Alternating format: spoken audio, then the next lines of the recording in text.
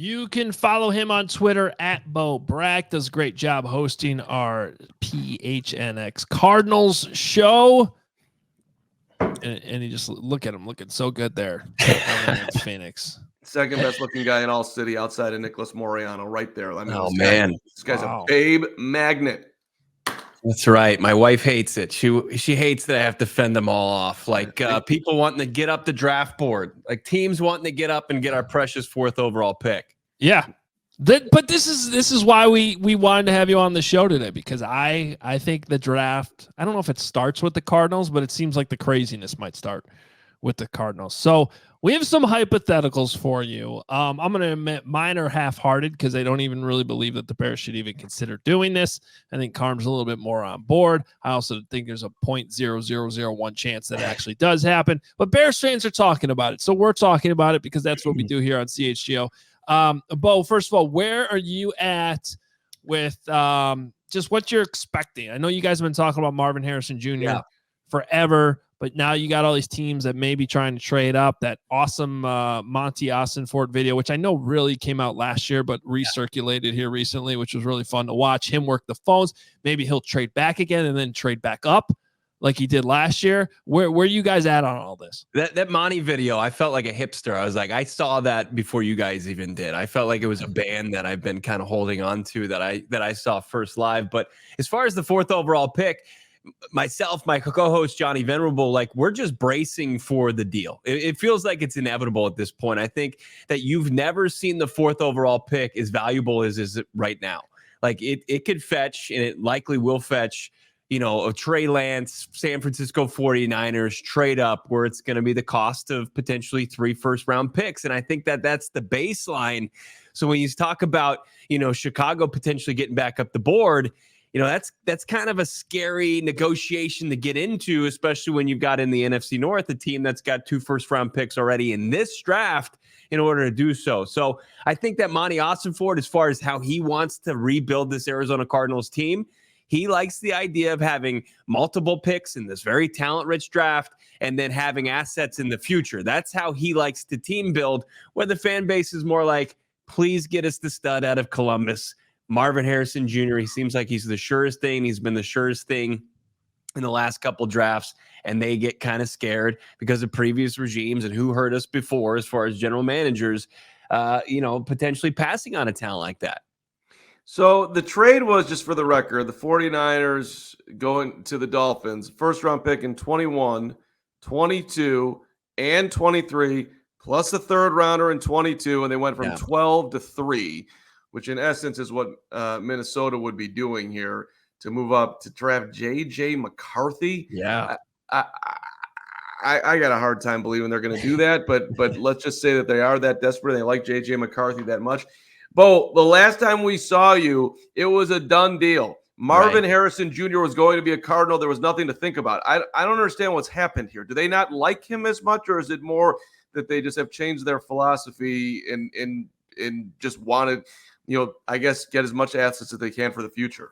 I think, Carm, mostly it's about maximizing the 4th overall pick. And, I think that sticking and picking and taking a talent like Marvin Harrison Jr. was the best way to maximize that. Where I think the day was probably just 3 weeks and change where the Minnesota Vikings pulled off the deal with the Houston Texans to acquire another first-round pick. Nobody had the ammunition really that could get up the draft board, especially on the outside of the top 10 in order to do so, and they have it now. And it would be pretty shocking to see them acquire that and then not pull the trigger, balk at Monty Ossenfort's asking price. But, Sean Payton said it really well a couple weeks ago at the league meetings. It's great to be Monty Ossenfort right now because, one, you either stick and pick and you take the guy in Marvin Harrison Jr. and you look like a genius, or you trade down and you take a little flack in the court of public opinion. But for the most part, you're going to have assets to build your team now and build your team next draft season, just like he set himself up for success this draft. So, all right, let's try to make this a somewhat realistic situation for the Bears. Which is probably going to take some unexpected things happening. But let me give you this hypothetical. So Caleb Williams goes number 1. Quarterback goes number 2. I guess it could be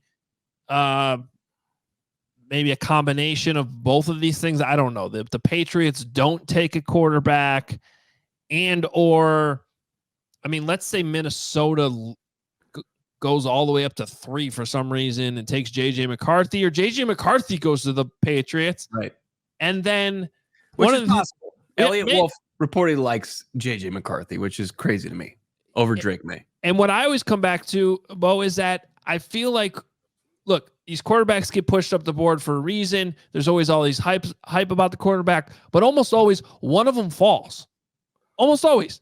Last year it happened with Will Levis. So I don't know who it's going to be this year. Maybe it's crazy with Drake May. I think that's more of a media thing that's souring on him a little bit than anything else. Maybe it's Jaden Daniels, whatever. But one of those guys falls, and all of a sudden 3 quarterbacks are off the board. Maybe not the one you thought with JJ McCarthy, and there's an unexpected one falling. Are the phones still ringing as much as you think they are for the 4th pick? No, they're not. Like once like the valuable comes from, like, leaves one of those quarterbacks, like the hype train finally gets back on the rails and it slows down. Yeah, then Monty Osfort probably realizes it's not as valuable as it once was, and I think he would probably be more apt to go with just sticking and picking, right, and trying to get the best player available. And like kind of, I didn't really answer Carm's question, like what happened with Marvin Harrison Jr. I think Marvin Harrison Jr. was going to be the exception to the way that Monty Ossenfort wants the team built, because he wants to build, and you've heard, this, Hoge, you've stated it on the show several times, that NFL teams want to build through the trenches. They want to build from the trenches out, and that's how Monty Ossenfort wants to build his team. And Marvin was going to be the exception to it. It wasn't going to be like, okay, we're trying to decide between Marvin and Malik Neighbors or which wide receiver we like best. No, it's like Marvin Harrison Jr. was going to be the exception to them going to maybe Joe Alt, or really kind of looking at some premium positions on the defensive side of the football. So, I think in that scenario, once it loses its value, I think that they would probably want to stick and pick, because then you don't have, and I know people want to debate whether the quarterback tax is real or whatever, but like once those kind of things that really boost this and take the 4th overall pick to make it its most valuable, if it comes back down, I don't think Monty Ossenfort's back in business. So, okay, let me set Karma up here then. Now you're sticking and picking, but there's minutes ticking down on the clock, and you get a phone call, and Mark Carman has a trade proposal for you. He's now the general manager of the Chicago Bears, because the Bears actually secretly love Marvin Harrison Jr. And they realize that they don't have to maybe give up 3 first-round picks to go up and get them. Now they're interested, and Carm has this trade ready to go and offered to you. So, yeah, here. Look, I've got the listen. There's no way you're going to be able to get through your own trade here. My God. The more I'm looking at this. What did you do? So the way you set it up was not how I have it. Like I don't see the Bears. We have to rewind back. Don't listen to what Hoge just said. I have it that Minnesota is desperate and they move up. They give the 11, the 23 this year. They give a 1st-round pick next year. And maybe they even have to throw in like one more later round pick in 25. They do the deal. So this happens. So now, for in my mind, the Chargers are sitting there and they don't love any of the receivers. They're not going that route. And so they're willing to move back. And the Bears give up the 9 this year and a 2nd and a 4th next year. And we get Marvin at the 5. That's the only way I see this happening. Yeah. I can't imagine the Bears coming anywhere close to doing what it would require. That's my scenario. Bo, your deals with the Chargers. Your deals with the Chargers. The Cardinals are dealing just directly with the Vikings. And I see that scenario too, because the reports are that Jim Harbaugh is in the Chargers, is probably the most motivated to get down the draft board and acquire assets to kind of start that rebuild. So, look, I mean that's I don't think that's actually unrealistic. If you're looking at it as a 4-way, and that's not what it is. It's 2 separate trades. Yeah, I think that makes the most sense. And that's I think the reality that Cardinals fans have to deal with is, like, once they trade out of 4, like they're not in the catbird seat for Marvin Harrison Jr. anymore. And there's going to be, like, if somebody wants to get up, they're going to have to pay a premium to get back up the draft board. And now they're going to be doing it from 11. They're not going to be doing it from 9 like the Bears, who are probably going to be, closer striking distance and more kind of motivated to make a deal with Chicago than the Cardinals at 11. Let me just throw a question out to both of you. Actually, why are the Patriots sitting this out? If this is the capital that somebody's willing to do, I don't understand why New England's not way more motivated to do this than Arizona. Does that make any sense to anybody? I agree. Like, I think Washington too. Like, the Washington's been out of the mix. It feels like seemingly the entire offseason that they've been dead set on taking a quarterback. And I mean, obviously, that's where you're seeing that organizations realize that you can't get anywhere if you don't have the most important position in sports figured out. And if they have conviction in that one of these four guys can be a franchise caliber guy and they've got to take a swing at the plate, then they're going to do so. But I agree. Like, I think it was maybe Albert Breer was reporting that, it would take more than 3 first-round picks to even get the Patriots to think about trading out of it. And that's pretty wild. And that would be the only deal that's possible because you can only do 3 drafts worth of picks. The Minnesota Vikings would be able to get into that conversation. All right, so I made that way more confusing. I didn't realize Carmen was going a completely different direction. So let me reset all that up with my trade proposal to try to make this more realistic for our Bears-Cardinals trade, which was the homework assignment that was handed out by the teacher earlier this morning. So I'm just going to, again, this is under the scenario that, like, the phones aren't ringing as much as you think because 3 quarterbacks came off the board. The 4th quarterback, pick your one, is falling, and there's just not as much excitement as everyone thought there was a lot of. So I'm calling up and I'm offering you this trade, which is the 9th overall pick, obviously, and then 2 second-round picks next year. So the Bears have their 2nd-round pick, and then they acquired Carolina's in the trade last year in which they got DJ Moore. So does moving back 5 spots and acquiring 2 2nd-round picks next year move you off of Marvin Harrison Jr. in the scenario where you might not have as many options as you maybe thought? Yeah, and I'm going to look pretty greedy and selfish here by saying no to that pretty easily. I don't think he's moving off without a future first. And like, it's a lot closer. And I think you're also still within, a striking distance of a Rome Odunze or Malik Neighbors or Joe Alt, whoever they like. But it's still taking you, out of to get a really rock solid, big time playmaker. I think that they would probably view Marvin Harrison Jr. as in sticking and picking as more valuable than a couple 2nd rounders. So I knew you were going to say that. So if I change it to next year's 1st, and then the Bears 2nd, not the Panthers 2nd, but the Bears 2nd. So, obviously this is part of trading draft capital. You're kind of projecting where teams are going to end up a year from now, even though you don't exactly know. But I think most of the world would agree that the Panthers are going to have a worse record than the Bears at this point. So that's the Bears 1st and 2nd round picks next year, plus that 9. Yeah. You got any more graphics made? Just in case. That's it. Okay. That's it. That's the final offer.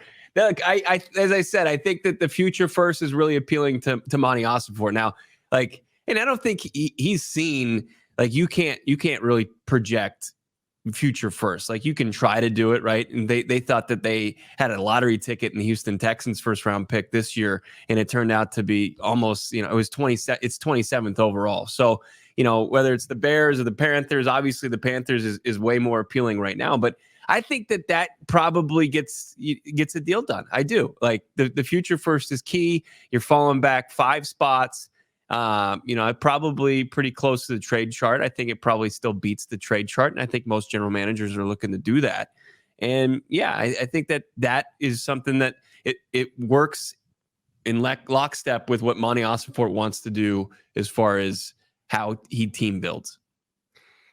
Has Marvin played this? Has Marvin played this wrong as far as the workouts that he has not been willing to do before the combine? Like, no. or is this just noise and his stock hasn't gone down at all? No, I don't think his stock, I think it's been rock solid he's got 2 years worth of tape that just like Caleb Williams, you turn on the tape and you see it, and he's 6'4", he's out jumping everybody. He's quarterback proof. You know, he's making plays with CJ Stroud. He's making plays with Kyle McCord, who's now the quarterback at Syracuse now. It's just, I think that Marvin Harrison Jr. he probably would have been the top non-quarterback in the draft last year. And he just kind of parlayed that into being able to kind of have a unique pre-draft process. And he's just kind of navigating it and not putting himself in a position to hurt his stock at any point. And that's him working out or him talking or whatever. I guess that's the only thing that would be detrimental in his draft stock after the last 2 years he had for Ohio State. Now, just to calm down the masses here, I do not believe that the Bears would do what was just proposed or should do what was just proposed. That's kind of the point of this exercise, in that you have, in fact, I just got done doing this morning. We did on Hoge and Johns. We were weighing wide receiver versus offensive tackle versus defensive line at number 9, not even talking about a trade up. And our consensus there was that wide receiver should be 3rd on that list, let alone moving up for Marvin Harrison Jr., giving up future draft capital when there's other guys, not just like Rome Odunze at 9, but it's the deepest of these positions we're talking about through the rest of the draft as well. So we brought Bo in here to see what it's like on the Cardinal side of things and what they're actually asking for. And at the end of the day, that came to a price that personally, Carm, I don't know if you disagree with, but I would not do that. I would do it if I was convinced that Marvin Harrison Jr. is going to the, going to be a perennial All-Pro. If I thought that and he's sitting there and I can get him, well, dude, you've got Marvin and Keenan and DJ and 2 tight ends. I would not be screaming at Ryan Poles if the Bears went and did that at all. I'd be like, whoa, you just added in arguably, hopefully, the 2 best players in the draft, and your offense is going to sing, and the Bears are in a land that they've never been in before. So I don't think it's going to happen, but I wouldn't hate it if it did. I do want to say this. I don't think that normally the Arizona Cardinals would be these like tight of negotiators. Like somehow Monty Ossenfort, the way that draft season is played out, has put him in the high roller room, the high limit, blackjack room. And you'll go in there and you'll see the hands people are playing, and you'll be like, holy crap. And we're talking about the fourth overall pick here, and you're sitting at 9. You're like, there should be a scenario where you can get up, but you got a team in the Minnesota Vikings that's willing to go in there and put chips down on the table, where I don't think anybody else can really play in that sandbox. And that's what's different about this.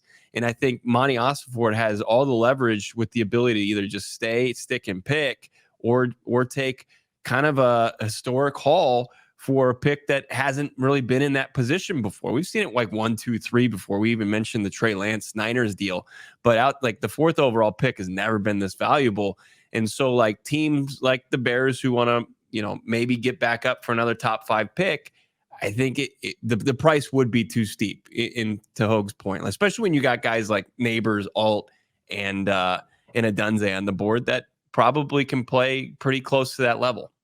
Bo, 2 more for you. First of all, how far away are the Cardinals? In a conference that's kind of down, it's not nearly as stout as the AFC. I think that with a good draft, this is a team that could be contending for a playoff spot as early as next season. Like their schedule, it's the 8th easiest schedule going in the league. They should have gone 4-4 with Kyler Murray returning, but Matt Prater misses 2 field goals at the end of the regular season finale. He goes 3-5 with one of the bottom feeder rosters, and they've done nothing but raise the floor on the defensive and offensive side of the football. And with 11 draft picks, and Monty Ossenfort's shown the ability to find talent in the draft, especially with 6 top 100 picks, maybe more depending on a trade. I think that they're going to continue to infuse this roster with talent and be right back in the mix as early as this year. Probably could be a 7-10, 8-9, 9-8 team. I think we were surprised with the contract that the Cardinals gave Justin Jones. 3 years, little over $31 million. Y'all lost your mind. $26.7 million guaranteed. What was your reaction when that signing came through? The defensive line for the Arizona Cardinals, the room last year, is arguably the least talented or the worst position group this league has seen in years. Like the defensive line, the interior defensive line, they had guys that would be lucky to find themselves on a UFL team. Like it was really bad, and it suffered a ton of injuries.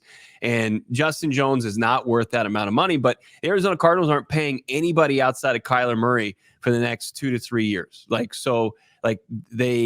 This year, like Justin Jones's cap hit's not that bad. I think it's somewhere around 6.5. And then next year it goes up a little bit.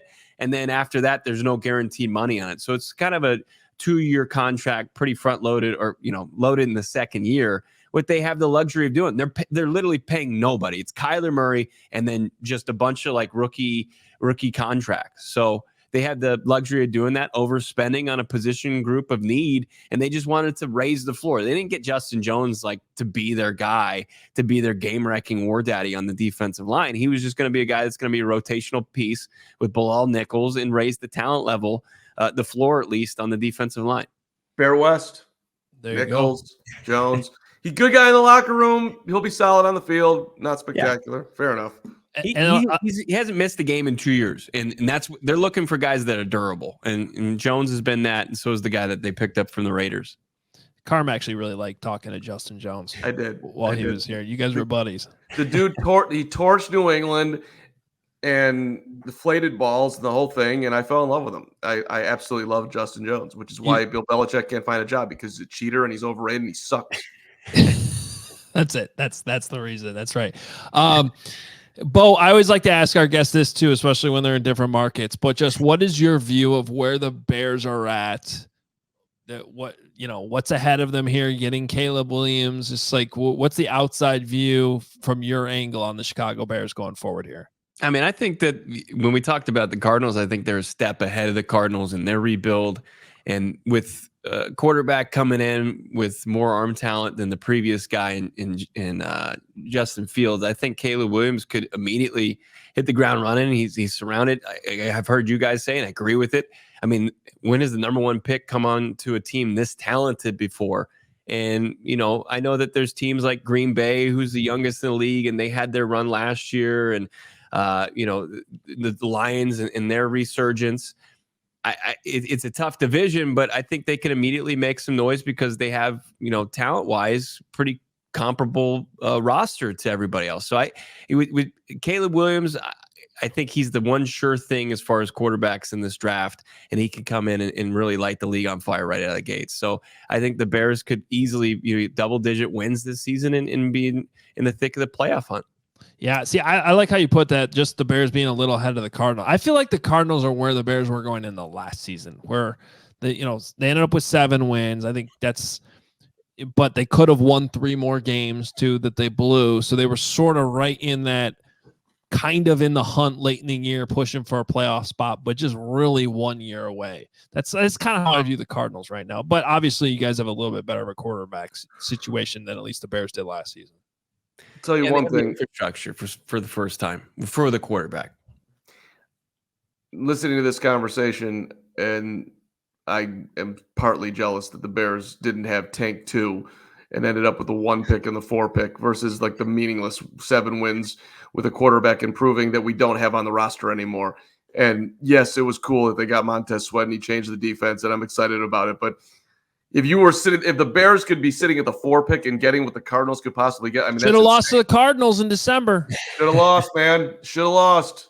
Fields tried to lose it at one point with that pick in the second half. They were just rolling and could have put their foot on their neck, and then next thing you know, the Cardinals are right back in that game. I think that was like one of the kind of final nails in the coffin for Justin Fields, to be honest with you. And he was all happy after the game, talking trash about the Cardinals' defensive line. He's like, yeah, the defensive line stinks. Yeah, I think he was right about that. Now they got Justin Jones. All right, Bo, thank you so much. Everybody should be following Bo at Bo Brack and PHNX Cardinals as well. And, the Cardinals, very relevant to what plays out here in the top 10, top 8 ahead of the Bears pick at number 9. So make sure you're following all of their work and paying attention to what they're doing here in the next couple of weeks leading into the draft night. And Bo, you're welcome. That Greg Braggs had a friend in Phoenix in our diehard Discord, Matt Gregory, that he stayed with, and not you. So congrats. Oh, man. Yeah, never even got the call. Brack is going to join us on our show today. I'm sure he's going to be moping around our studios all day long, kind of his tail between his legs after Purdue's ass kicking they took last night. Yeah. See, this is just classic Braggs. The Purdue is my vacation. I don't want to work this weekend. I want to unplug. And then here he is. They lose last night. He's got fired off 15 tweets about Caleb Williams this morning, and he's going on PHNX because he's upset he's not on our show. Probably. You took time off during the draft, and I had to work. Nobody lets me take time off. How come I don't get any time off? And now, and you do whatever you want to do. I don't do that. Wait till I tell him the cost of getting up from 9 to 4. He'll pass out. Yeah, and then he'll make fun of Carm for being on board with it. All right, Bo, thank you so much. We appreciate it, man. Great as always. Thanks for having me, man. We all silly like the mayor.